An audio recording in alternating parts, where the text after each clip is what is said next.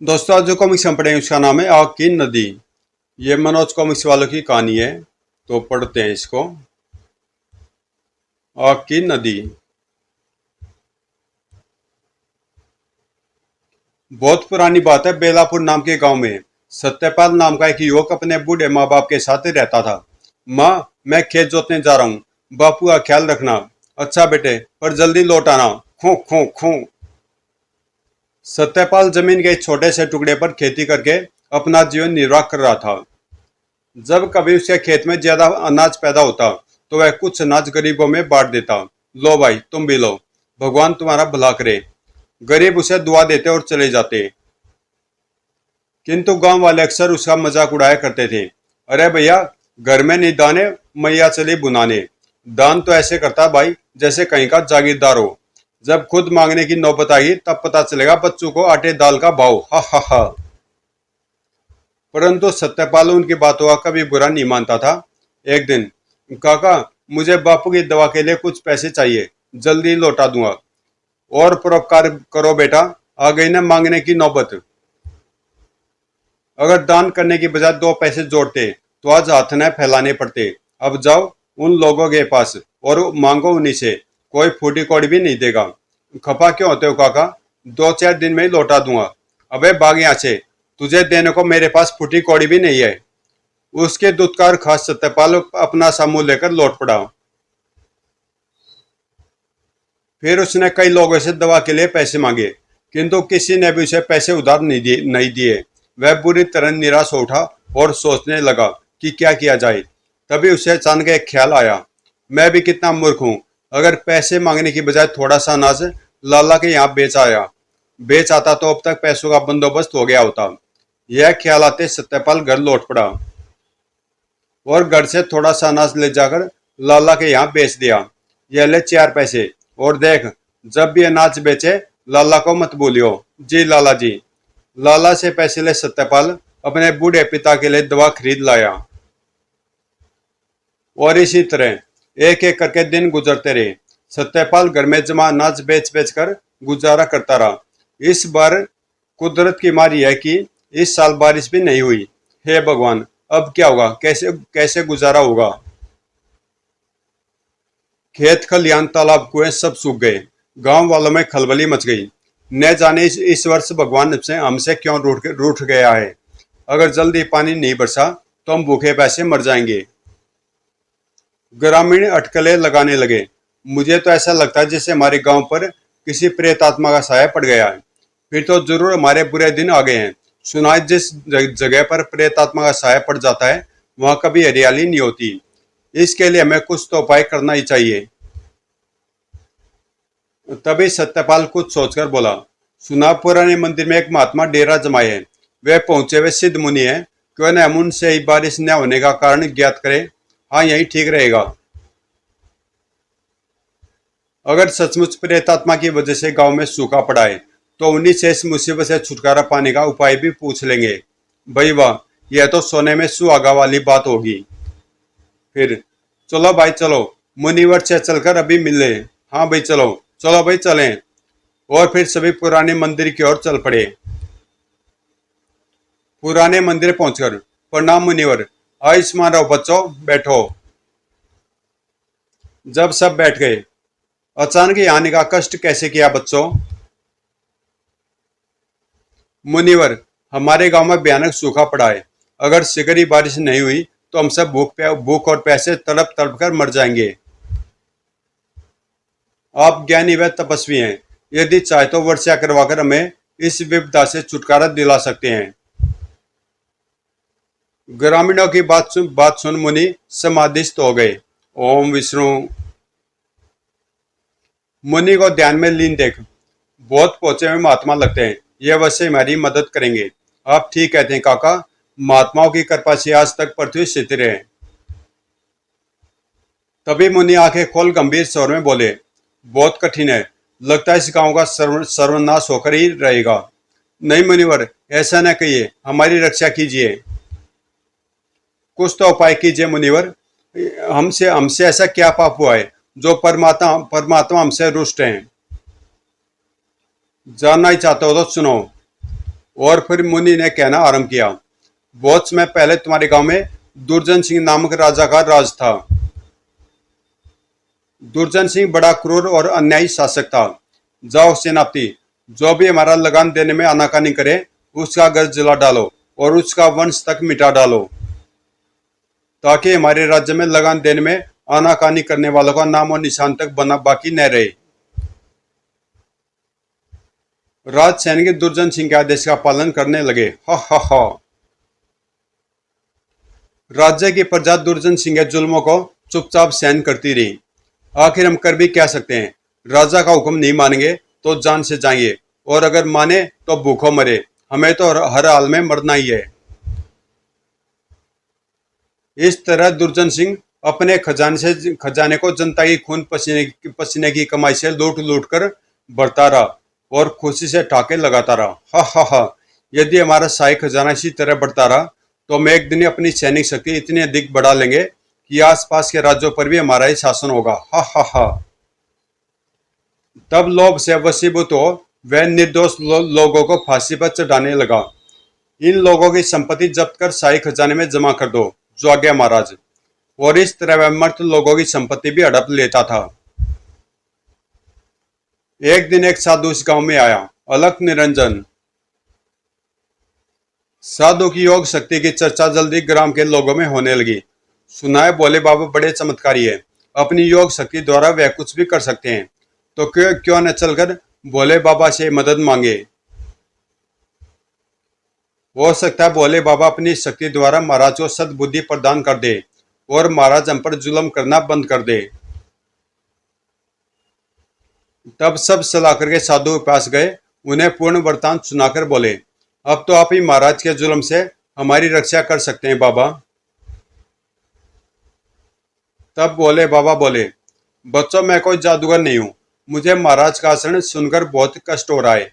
तुम लोग घर जाओ, मैं महाराज को समझाने की कोशिश करूंगा। साधु का आश्वासन पा सब ग्रामीण घरों को लौट गए। दूसरे दिन साधु दुर्जन सिंह के दरबार में गया और उसे समझाने लगा, लेकिन मूर्ख साधु, तो मैं समझाने आया, जानता नहीं तूने यहाँ आकर हमारे अपमान करने की दृष्टता की है। राजन, अहंकार को त्याग कर मानव धर्म का पालन करो, वरना तुम्हारा अंत निश्चित है। याद रखो, तुमसे भी बड़ी एक शक्ति है और वह है भगवान। अतः भगवान से डरो। वह जब मारता तो आवाज भी नहीं होती। ओह, तेरी इतनी जुर्रत, तू मैं ही मारने की धमकी देता है।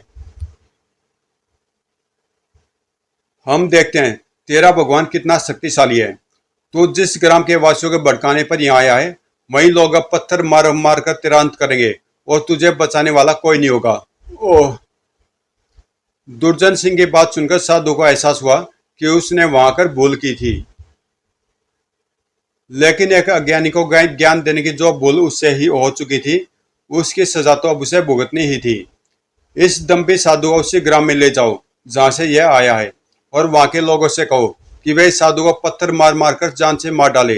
यही इस मूर्ख साधु की सजा है। राजा का आदेश भला बुजदिल ग्रामवासी कैसे टालते। ओह। आखिर पत्थर मार मार कर उन लोगों ने साधु को लहूलुहान कर डाला और फिर उस साधु को मरा समझ गांव के बाहर फेंक आए। लेकिन कुछ घंटों बाद जब भोले बाबा को होश आया, मूर्खों काफिरों, तुमने मेरी भलाई का यह बदला दिया, मैं तुम्हें कभी माफ नहीं करूंगा। और वह साधु दुखी मन से वहां से चला गया। फिर वह वर्षों तक अपनी तपस्या में लीन रहा, लेकिन वह ग्रामवासियों का व्यवहार नहीं भूला। ओह, सचमुच भोले बाबा के साथ जुल्म हुआ था। चूंकि यह अत्याचार इस गांव में यहीं के लोगों द्वारा हुआ था, इसलिए हमें भोले बाबा से चलकर माफी मांगनी चाहिए। नहीं, अब यह मुमकिन नहीं। ऐसा क्यों मुनिवर? हम अपने पूर्वजों के लिए किए पर शर्मिंदा है। हमें विश्वास है हमारे माफी मांगने पर भोले बाबा हमें जरूर माफ कर देंगे। तब मुनिवर ने बताया, अब बहुत देर हो चुकी है बच्चों। 128 साल की उम्र में कुछ ही समय पूर्व उनका देहांत हो गया है। यह तो बहुत बुरा हुआ। ओह हाँ। मरते वक्त भी साधु इस ग्रामवासियों के किए को भूला नहीं था। अतः मरने के बाद साधु की आत्मा को मुक्ति नहीं मिली और उसी के अभिशाप के कारण इस गांव में यह सूखा पड़ा है। अब क्या होगा मुनिवर? हमें सांप के अभिशाप से मुक्ति कैसे मिलेगी?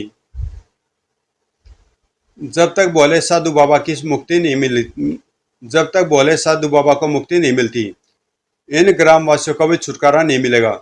यह गांव वीरान व उजाड़ होकर रहेगा। हमें बसाइए मुनिवर, कोई उपाय कीजिए। इस सब हिसाब से छुटकारा पाने का अब एक ही उपाय है। हमें बताइए मुनिवर, हमें क्या करना होगा? तुम में से किसी को बेताल लोग जाकर वहां का पानी लाना होगा। उस पानी को गांव की धरती पर छिड़कते ही भोले साधु बाबा की आत्मा को मुक्ति मिल जाएगी और तुम लोगों को उनके अभिशाप से छुटकारा। बेताल लोग कहाँ महाराज? मुझे बताइए, मैं वहां से पानी लेकर आऊंगा। बेताल लोग जाना बहुत दुष्कर है मेरे बच्चों, वहां दत्तों का पहरा रहता है। आज तक जो भी बेताल लोग गया है वह लौट कर नहीं आया। मुनिवर की बात सुन वह ग्रामीण तुरंत बैठ गया। उपस्थित ग्रामीणों के चेहरे पर भी सन्नाटा फैल गया। यह देख, मुनिवर बोले, क्या तुम में से कोई ऐसा नहीं जो अपनी जान की परवाह न कर बेताल लोग जाने का साहस कर सके? हर एक को जैसे सांप सूंघ गया। तभी सत्यपाल खड़ा होकर बोला, बेताल लोग से पानी लेने मैं जाऊंगा मुनिवर। क्या तुम्हें अपने प्राणों का भय नहीं? अपने गांव और ग्रामवासियों को सूखे से छुटकारा दिलाने और साधु बाबा की आत्मा को मुक्ति दिलाने के लिए अगर मुझे अपने प्राण भी देने पड़े तो मैं पीछे नहीं हटूंगा। शाबाश बच्चे, मुझे तुम्हारी भावना जानकर बहुत खुशी हुई।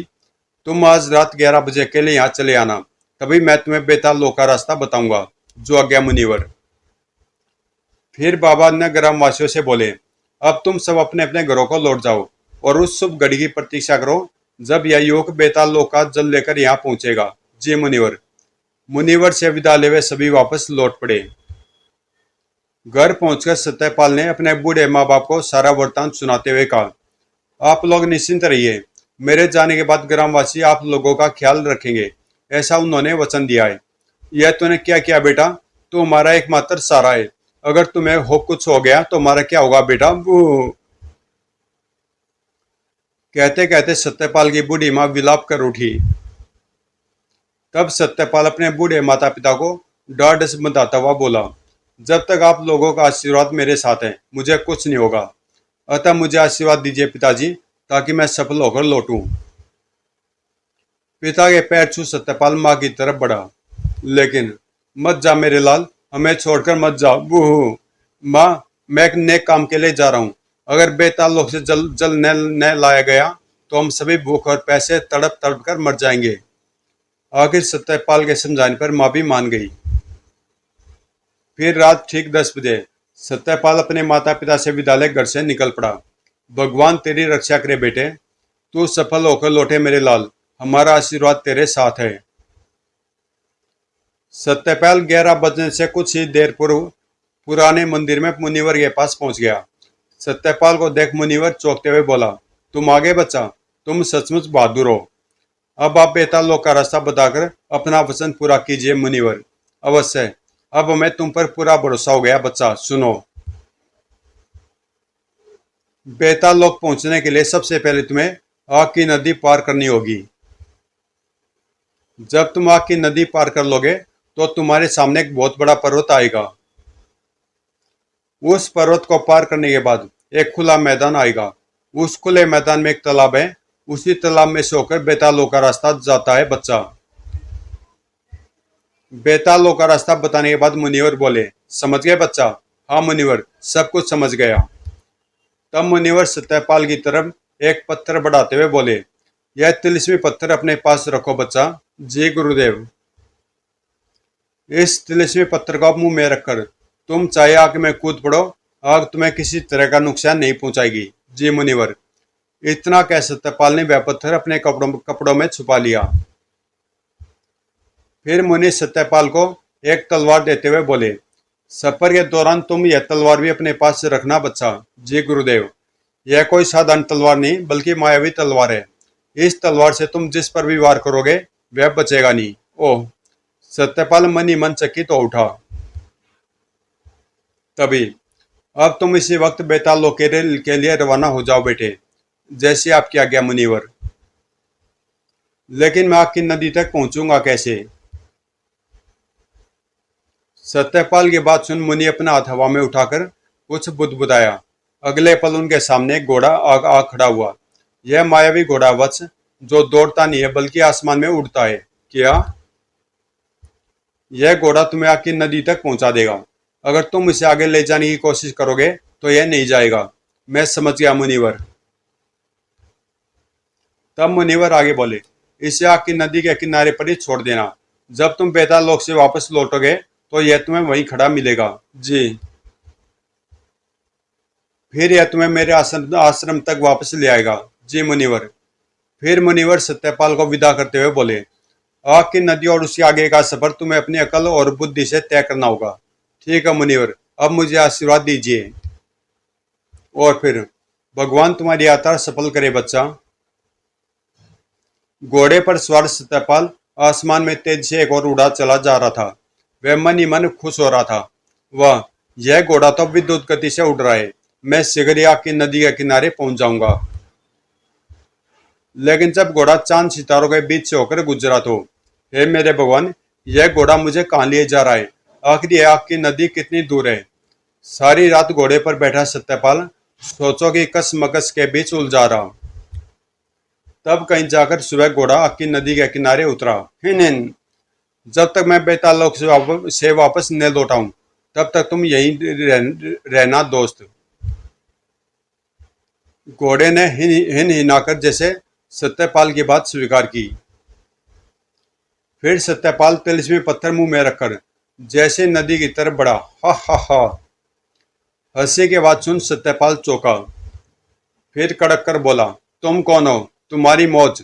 जिंदगी चाहते हो तो वापस लौट जाओ। नहीं, मुझे पता तुम्हारे पास तिलिस्मी पत्थर है, इसलिए तुम निर्भय नजर आ रहे हो, क्योंकि मेरी आग तुम्हें किसी तरह का नुकसान नहीं पहुंचाएगी। लेकिन इस नदी के उस पार तुम्हारी मौत खड़ी है, जो तुम्हें देखते निकल जाएगी। इसलिए मेरी मानो और वापस लौट जाओ। लेकिन तुम हो कौन? मैं आग की नदी का रखवाला हूं। तुम्हें यहाँ रखवाली करने के लिए किसने छोड़ रखा है? बेताल लोक के राजा ने। क्या? तब आग की नदी के रखवाले ने बताया, बेताल लोक के राजा ने ही यह सुरक्षा व्यवस्था कर रखी है ताकि उसके लोक तक कोई मनुष्य न पहुंच पाए। लेकिन क्यों? क्योंकि वह मनुष्यों को सबसे खतरनाक प्राणी मानता है। वह समझता है कि मनुष्य जहां भी जाता है वहां उत्पात मचाए बिना नहीं रहता। ओह, तुम सारी बात समझ चुके होगे, अतः वापस लौट जाने में तुम्हारा कल्याण है। नहीं, मैं हरगिज नहीं लौटूंगा आग की नदी के रखवाले। मेरा काम सिर्फ तुम्हें चेतावनी देना था मानव। अगर तुम मरना ही चाहते हो तो तुम्हारी इच्छा। हा हा हा। इतना कहकर रखवाला दृश्य हो गया। फिर सत्यपाल बिना किसी खौफ के आग की नदी में कूद गया।